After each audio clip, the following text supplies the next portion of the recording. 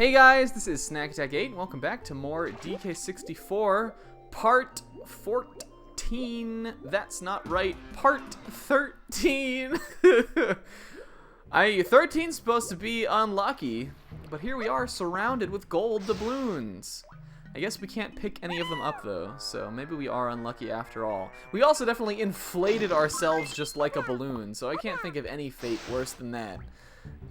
Back here in the treasure trove room, we're gonna start knocking this stuff out. Do some floating with the lank. I believe there's a bonus barrel up here too. I can't remember which one it is. It's not Batty Barrel Bandit. That was the other one we floated to get to. Is it Mad Maze Mall? The Prophecy? I don't think it is. Which one is it? Is it one of those watermelon shooting games? The Claptrap one or something? Welcome to bonus No. stage. Well, I was kind of close. Searchlight Seek. I actually like this one. This is probably the easiest of the games, I think. Find and shoot all the Claptraps. Press A to fire a melon. You can also press Z, which I like more. It just feels more like a trigger button. This one's really easy. If like Beaver Bother and Big Bug Bash are the tough ones in this little like barrel area, this is the piss easy one. All you have to do is just lead your shot just a little bit and get ourselves a cheapo banana. Good job, Lanky. You did the easy one.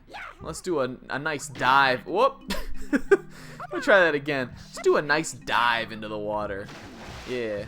10 points, Lanky. Good job. Whoever said you have no style or grace? I guess the DK rap did. Not me, though. You're a beauty in my book, Lank. Alright, finally, we're going to swap to Tiny Kong.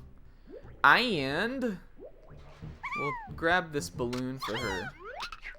Because she has, like, no bananas. 33. Fatty free. And I don't know why I'm swimming down here. We can't go in there yet. It actually kind of looks like Tiny could fit in there. But we'll have to shrink down and hit the treasure chest. If your memory is pretty good from last video, you probably might have an inkling as to what we're going to find in here. Tiny will get in there. Thanks, Tyne.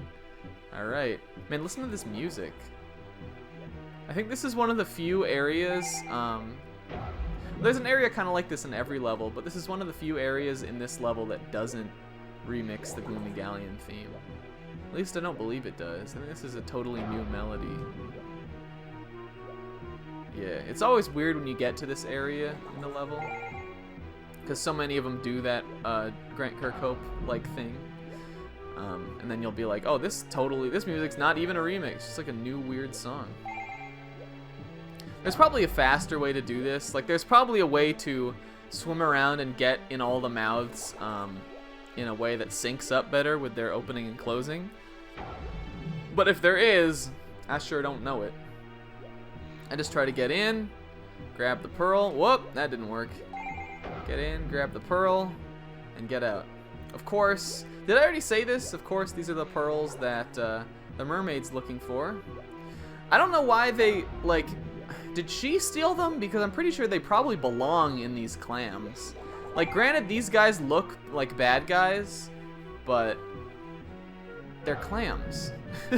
Now I've collected all the pearls, maybe I should go see the mermaid. See, you can come in here and do this whenever, but it's like, if we had not shown the mermaid, it'd be like, maybe I should go see the mermaid. Tiny, how do you even know who the mermaid is?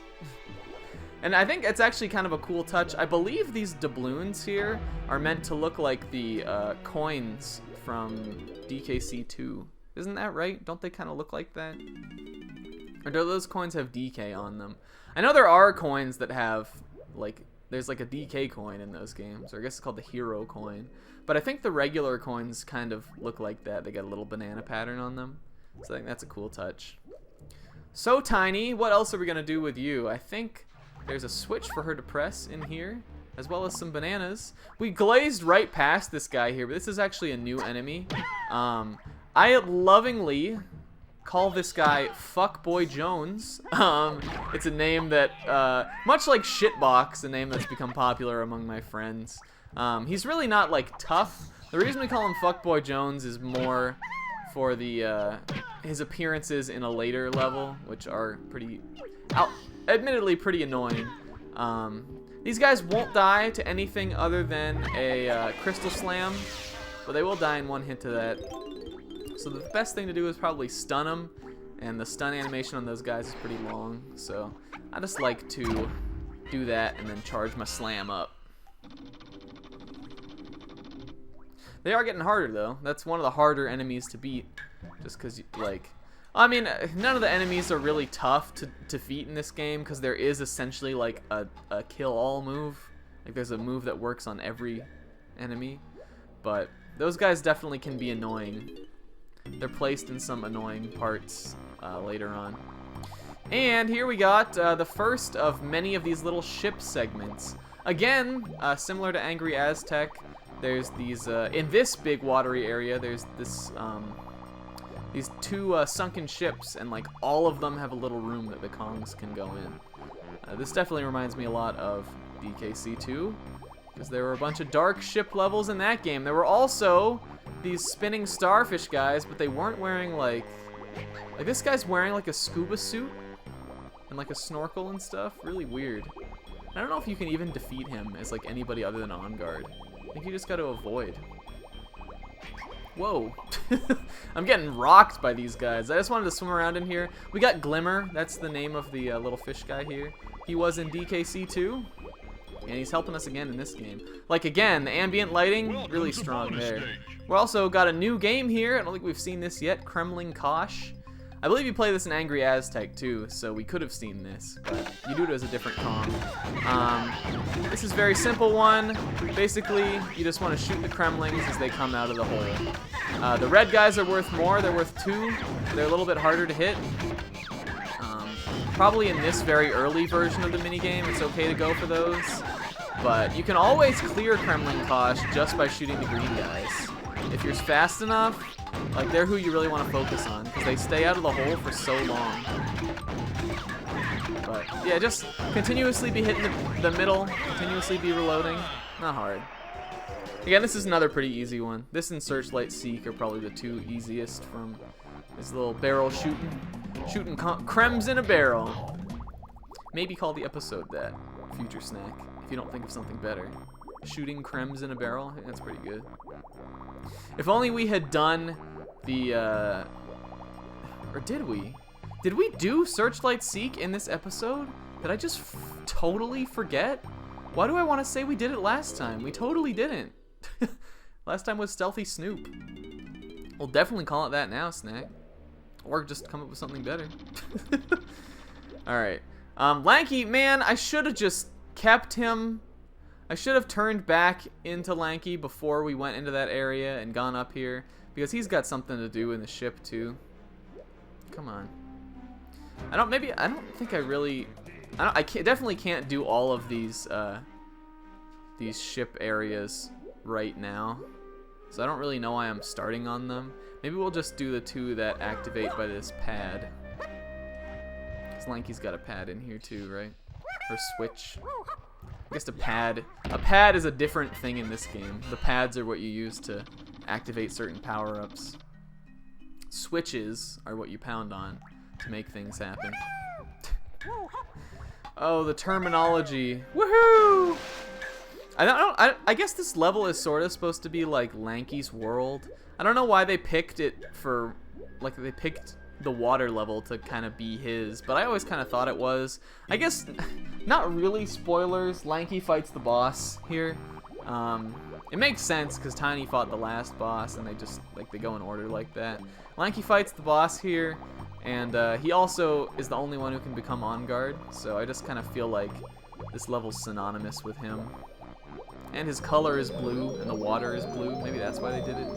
Or maybe they just didn't have enough things for Lanky to do. Like, why we made this ridiculous character? Why? What are we doing with him? Make him turn into On Guard, the fish. Or maybe it's because On Guard's nose is so long and Lanky's arms are so long. What? Game theory. Anyway, easy banana in the room here. You can actually, sometimes you can do a weird thing where, like, you clip through this banana. Let's see if we can make that happen. Yeah, there we go. Well, almost. Yeah, we're kind of in it. See? Like, I don't know, you can do all kinds of weird stuff there with that. The hitbox on that banana, I think, is a lot smaller than the actual model of the banana is. So it turns out funny that way. Man, Lanky, you got so many bananas. This is like the Bizarro version of Gloomy Galleon for me. I think one of the interesting things about this this level, and maybe this game overall, is I think what they tried to do was replicate the more... I want to say it comes off as dark in this game, but I think what they were going for was ambience. I know one of the things a lot of people praise Donkey Kong Country, the whole series, for, is having a more, maybe not mature, maybe just ambient, or a more like lifelike kind of feel than like your platformers that are always sunny, happy, like you know, Super Mario or something. And Donkey Kong Country, yeah, it does that great. DKC 2 has a pretty surprisingly dark atmosphere for a cartoony platformer game, and it still is a cartoony platformer game, but it definitely has that sense. And I think they tried to replicate that with this, which is why, you know, in something like Banjo-Kazooie, the water level, or like the water themed like piratey level, is like a fun beach, and there's like silly marimba music and stuff. And here it's like this very somber kind of like shanty tune, and there's all these dark cave-like areas and all this water like with like stuff down in it. I don't know, like you get what I'm kind of saying? I feel like, come on, I feel like they with this whole game really they try to replicate that kind of feeling, and it's maybe it's different than the way it's presented in Donkey Kong Country, but I think it's interesting. I definitely, if you compare this to Banjo-Kazooie and even Tooie, it's got a sense of atmosphere that I don't think those other two games quite have, which makes it very interesting to me. Though I guess like Mario 64's water level is pretty kind of gloomy too. I don't know, like Gloomy Galleon's the name of the level. In Banjo-Kazooie it would be called like Giddy Galleon or something.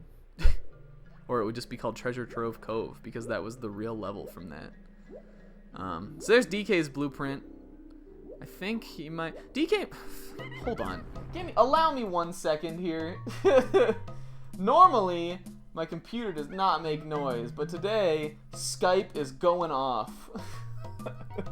And I'm not having it. I just went to Do Not Disturb. That was real time. A real action of the Snacko.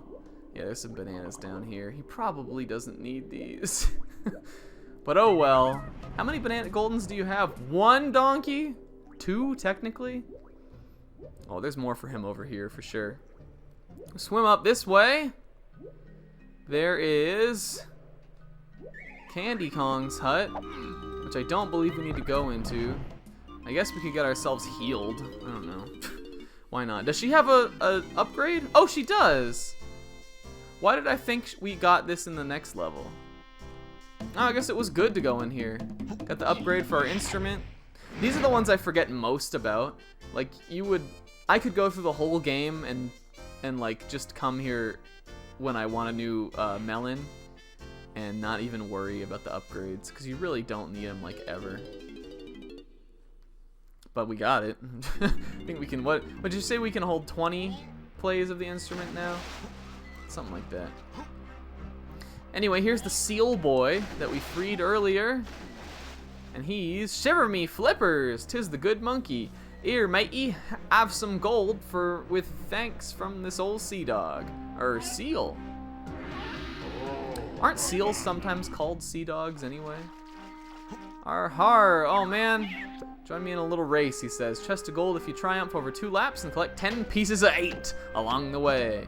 Press Z to set sail and use... Wow, is it really telling me how to control this here? Whoa, this is happening? Wow, this is happening, huh? R turns her sharply? I didn't even know that. Make you leap like a seal with the A button. Okay. So, in addition to that golden banana, if we run in here, there's a little race we can do against Clapper, the seal boy. Shoutouts to Seal, the Pokemon, and how I will never get to use one. Anyway, like we've done a couple times before now, this is a race. This one's a lot like, I think, it's a lot like the race from, a lot like the race from Frantic Factory with the car guy. Though I think this is actually easier than that. I think this seal guy does rubber band a little bit, but it's not terrible. And you can miss a ton of the little markers here. So even if you're not perfect, like if you want to cut a sharp turn or something, get ahead of him, totally able to do that. I guess R does make you turn sharply, man. I did not even know that. I always skip the dialogue with that seal guy. I like this is cool music though. This is like the happy. This is like what the tune to this game would be like if it was in Banjo-Kazooie. Definitely a very gloomy music piece. We're gonna skip that. Just get ahead. We got the 10 coins we need. Or the 10 pieces 08. Look at him just sealing around. Can seals do that tail standing thing? I thought that was like a dolphin trait. I thought only dolphins could do that. We don't want to lose, though. Gotta try to cut these corners in here and get ahead of him. I think I'm gonna pass that one up. Get through this one, though. Come on, boy. Come on, boy. Am I gonna lose? No. There's no way. Get ahead of him, donkey. Whoa. There we go. Man, why are these easy races, like, going more scary for me than I expect them to? That's kind of a cool little area. I like that little race. You get to do it in the boat. And he says, "Arr, I be shamed. Be a long while since I lost, matey. You shall have my loot." I guess somebody needs to, like, do pirate speak in this game. And because there's no human characters, they're all animals. Like, they're like, let's give it to Clapper. Make him a pirate. I don't know. Clapper's cool, though. He's like kind of an animal buddy. He's like not really one. But I always like him. Let's see. Is it time to lower the water level? I think it is. I think we've done just about everything to do in here that we need it raised for, right? We only need it raised for this coin area. And there's some stuff over to that part of the level that we need it lowered for. So I'm probably going to go ahead and do that. Hopefully it doesn't bite me in the butt. Hopefully there's not something I'm forgetting about. I don't think it will. I think we're probably, I would say we're a little bit over halfway done with Gloomy Galleon now, which is pretty good. 3 videos in. What, Frantic Factory took 4 videos? This one will probably take 5. Let's switch to Chunky and lower the water. Actually, we can also turn in the pearls here. So let's do that first. Be tiny. How many? I think tiny's probably fine. There's some balloons up here we could get. Like if we lowered the water now, we could get these balloons in this area up here. But I don't think that would, like, I don't know if she necessarily needs that. I think one of those areas has a tag barrel in it anyway, so maybe we will get one of those balloons. There's also a tag barrel down here, though, in that little alcove. I don't know why I'm being indecisive. I don't know why I'm trying to route on the fly. Just take it easy, Snumpo. Back to the mermaid's lair we go. Get in there, Tiny. Ooh. Ugh. Oh. Oh my god. I just burped. Like a silent burp. Oh, my eyes are watering now. Let me just... Let me just sully this beautiful mermaid with my disgusting bodily functions. Ugh!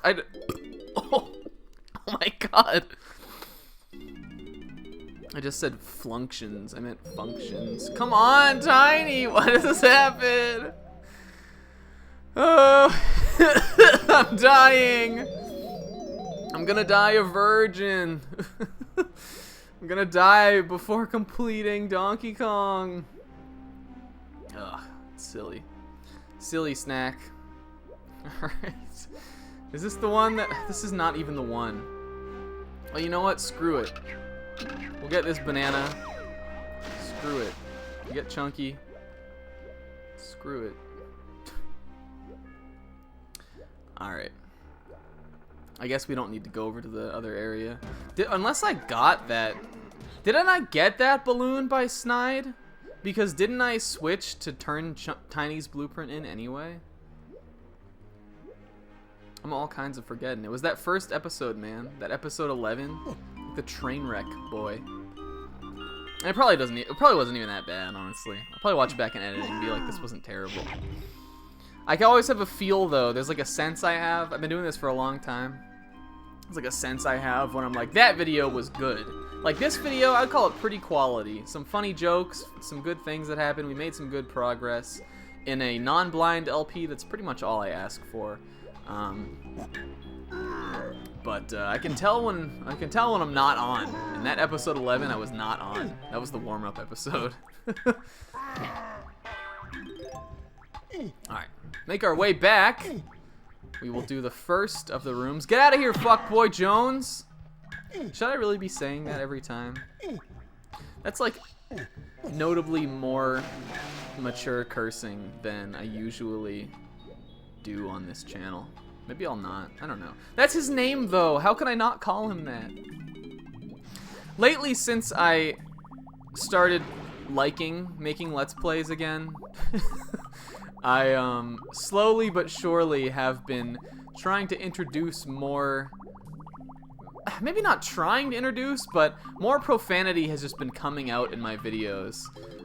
It's just because it's part of my way of speaking. It's naturally how I talk. And since I've just been having more fun with these videos, it just causes me to want to act more naturally in them. And that's where the cursing comes from. But I'm conflicted because I still would like these videos to regularly be something that, like, a little kid could be watching and, like, their parent wouldn't tell them to turn it off. I don't... Maybe that's an old-fashioned view. Just maybe because I've been making these videos for so long and that was how we used to do them. Or for the most part, a lot of people would do them that way. Like, most of the biggest Let's Players way back in the day didn't curse. And I don't mind it. Like, I have nothing against foul language. Like, at all. I use it all the time. But there's still something I hold on to where I'm like, maybe I shouldn't be doing it all the time in these videos. I don't know, maybe weigh in on that. Let me know what you guys think about that in the comments. I think it's just an interesting discussion.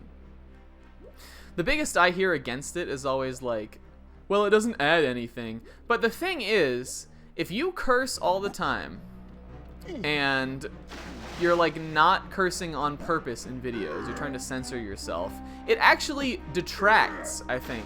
Maybe cursing itself doesn't add anything, but if you're not acting authentically, if you're not speaking the way you normally would be, it comes off as inauthentic, I think. Like, there's negatives, I believe, if it's something you do regularly. If you don't curse a lot, don't curse. Like, it's gonna sound forced if you do that. But if you do a lot, I always think you should, because otherwise you're gonna sound like a robot. You know what I'm saying? You're gonna sound like a robot. You're gonna be sounding like a robot. That was a fumble of the tongue, if I've ever heard one. So the reason we wanted to lower the water level over here is because now we can play all these instrument pads. I believe we're probably gonna do this stuff in the next video, simply because this one's gone on for a little bit, and this seems like a good place to stop. But I've sure had a great time with you guys today, and I will most certainly see you next time for what will probably be pretty close to finishing off Gloomy Galleon. Till then, guys, I've been Snack Attack 8. Thank you all so much for watching. Later!